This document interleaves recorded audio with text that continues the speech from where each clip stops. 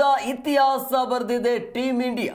ಬೃಹತ್ ಗೆಲುವು 336 ರನ್ಗಳಿಂದ ಎರಡನೇ ಟೆಸ್ಟ್ ಮ್ಯಾಚ್ ಅನ್ನ ಭಾರತ ಗೆದ್ದು ಬೀಗಿದೆ.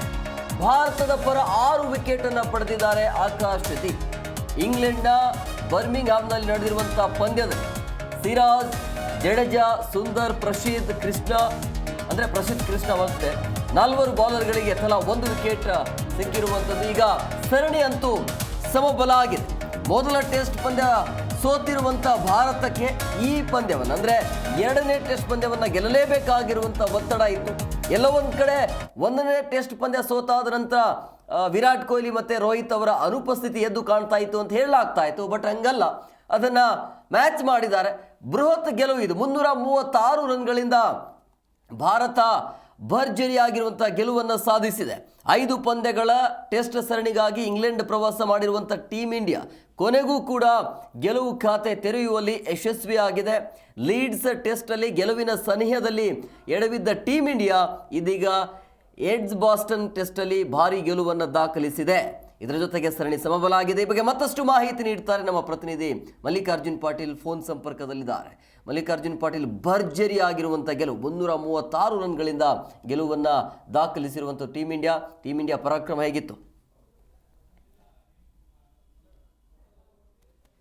ಸೋತ ಬಳಿಕ ಒಂದು ಆತ್ಮವಿಶ್ವಾಸ ಖಂಡಿತವಾಗ್ಲೂ ಕುಗ್ಗಿತ್ತು. ಯಾಕಂದ್ರೆ ಗೆಲ್ಲುವ ಪಂದ್ಯವನ್ನ ಸೋತ್ರು, ಇಂಡಿಯನ್ ಬೌಲಿಂಗ್ ಅಷ್ಟರ ಮಟ್ಟಿಗೆ ಸದೃಢವಾಗಿಲ್ಲ. ಅದ್ರ ನಂತರ ಎರಡನೇ ಟೆಸ್ಟ್ ಪಂದ್ಯಕ್ಕೆ ಬುಮ್ರಾ ಅವರು ಅಲಭ್ಯರಾದ್ರು ಅಂದ ತಕ್ಷಣನೇ ಈ ಒಂದು ಪಂದ್ಯವನ್ನ ಸೋಲೋದು ಗ್ಯಾರಂಟಿ ಅಂತ ಹೇಳಿ ಸಾಕಷ್ಟು ಜನ ಹೇಳಿದ್ರು. ಆದ್ರೆ ಯಂಗ್ ಇಂಡಿಯಾ ಅದನ್ನ ಉಲ್ಟಾ ಮಾಡಿದೆ. ಈಗ ಭರ್ಜರಿ ಬ್ಯಾಟಿಂಗು, ಬೌಲಿಂಗ್ ಎಲ್ಲದರಲ್ಲೂ ಕೂಡ ಎತ್ತಿದ ಕೈ.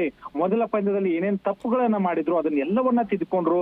ಬ್ಯಾಟಿಂಗ್ ನಲ್ಲಿ ಆಲ್ರೌಂಡರ್ ಪ್ರದರ್ಶನ, ಕ್ಯಾಚಿಂಗು, ಬೌಲಿಂಗ್ ಎಲ್ಲದರಲ್ಲೂ ಕೂಡ ಆ ಒಂದು ಪರಾಕ್ರಮವನ್ನ ಮೆರೆದ್ರು ಅಂತ ಹೇಳ್ಬೋದು. ಅದರಲ್ಲೂ ತುಂಬಾ ಸ್ಪೆಷಲ್ ಆಗಿ ಈ ಒಂದು ಮೆನ್ಷನ್ ಮಾಡ್ಬೇಕಾಗಿರೋದು ಆಕಾಶ್ ದೀಪ್. ಎರಡನೇ ಒಂದು 5ನೇ ದಿನ ಈಗ ಫ್ಲಾಟ್ ಪಿಚ್ ಇದೆ, ಬೆಳಗ್ಗೆ ಮಳೆ ಬೇರೆ ಬಂತು, 10 ಓವರ್ಗಳು ಕಟ್ ಬೇರೆ ಆಯ್ತು, ಇನ್ನೇನು ಡ್ರಾಗದತ್ತ ಹೋಗುತ್ತೇನೋ ಅಂತ ಅನ್ಕೋತಾ ಇದ್ವಿ.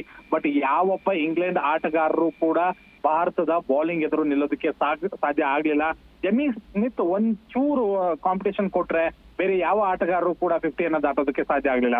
ಆಕಾಶ್ ದೀಪ್ ಅವ್ರನ್ನ ಮೆಚ್ಚಲೇಬೇಕು. 21.1 ಓವರ್ಗಳಲ್ಲಿ 2 ಮೆಡಲ್ ಮಾಡ್ತಾರೆ, 99 ರನ್ಗಳನ್ನ ಕೊಡ್ತಾರೆ. ಅದರ ಜೊತೆಗೆ 6 ಪ್ರಮುಖ ವಿಕೆಟ್ ಗಳನ್ನ ತೆಗೆದುಕೊಳ್ತಾರೆ. ಈಗ ಅವ್ರ ಜೊತೆಗೆ ಮೊಹಮ್ಮದ್ ಸಿರಾಜ್, ಪ್ರಸಿದ್ಧ ಕೃಷ್ಣ, ರವೀಂದ್ರ ಜಡೇಜಾ, ವಾಷಿಂಗ್ಟನ್ ಸುಂದರ್ ಕೂಡ ತಲಾ 1 ವಿಕೆಟ್ ಅನ್ನ ಕಬಳಿಸಿಕೊಳ್ತಾರೆ. ಈಗ ಈ ಒಂದು ಸರಣಿ 5 ಪಂದ್ಯಗಳ ಒಂದು ಸರಣಿ ಏನಿದೆ 1-1 ಸಮಬಲ ಆಗಿದೆ. ಈ ಒಂದು ಟೆಸ್ಟ್ ಕ್ರಿಕೆಟ್ ನ ಒಂದು ಮಜಾ ಏನಿದೆ ಅಲ್ಲ, ಖಂಡಿತವಾಗ್ಲೂ ಅದನ್ನ ಯಂಗ್ ಇಂಡಿಯಾ ಭಾರತಕ್ಕೆ ನೀಡಿತು ಅಂತ ನಾವು ಖಂಡಿತವಾಗ್ಲೂ ಅನ್ಕೋಬಹುದು. ಯಾಕಂದ್ರೆ ವಿರಾಟ್ ಕೊಹ್ಲಿ ಆಗಿರ್ಬೋದು, ರೋಹಿತ್ ಶರ್ಮಾ ಅವರ ಒಂದು ನಾಯಕತ್ವವನ್ನ ಬಿಟ್ಟಿದ್ರು. ಅದ್ರ ಜೊತೆಗೆ ಟೆಸ್ಟ್ಗೂ ಆಡೋದಿಲ್ಲ ಅಂತ ಹೇಳಿ ನಿವೃತ್ತಿಯನ್ನ ಕೊಟ್ಟಿದ್ರು.